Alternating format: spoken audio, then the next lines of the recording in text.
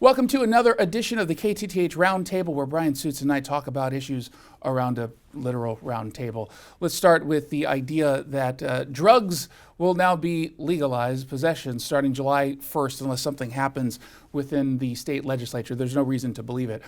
I've got a piece up at KTTH.com this week, effectively arguing this is great news in the long term for all the cities except for Seattle and Tacoma and maybe Spokane. Because can you imagine, things are bad right now when you have the state legislature at least having a little bit of a leash on the city.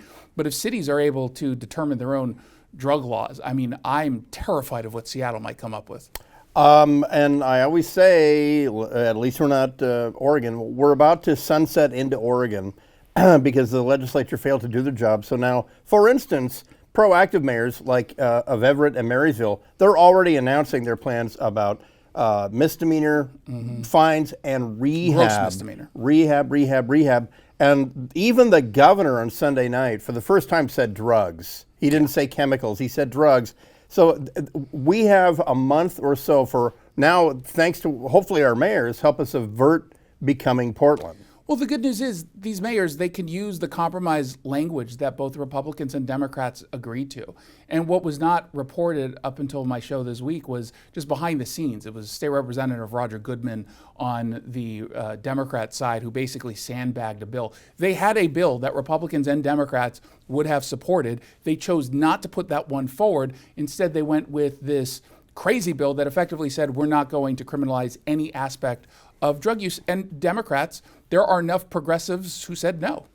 And so it failed 44-53. And the governor has the power to have an emergency session. I mean, honestly, let's not be Oregon is an emergency to me. That's agreed. What I say. I would let them get their $200 per diem, which is always the reason they have an emergency session. But this is crazy, and this is a statewide emergency now. The only thing I will say, I agree, he should be calling this, but there's no reason to believe that anything will change should he do that today. And the governor doesn't want to get burned again. He got burned the night before, and his whole office apparently was completely disconnected from everything that was going on the Senate and House side in the negotiations. And their staff, the governor's staff, had no idea that this was going to happen. Well, it's going to make it worse and not better. Luckily, I think in Thurston County, I live in a town that's going to go real hard on this. Everett clearly is signaling what they're going to do, Marysville and all that. So just pay attention to your city's politics, folks. Do you have a story? That was it. That was it? Is this the first time we picked the same story? Well, then you're going to have to tune in next time where hopefully we won't pick the same story. But according to the bylaws of the KTTH Roundtable, when we have the same story, we don't pivot and just add something. We just call it an end. We group high five.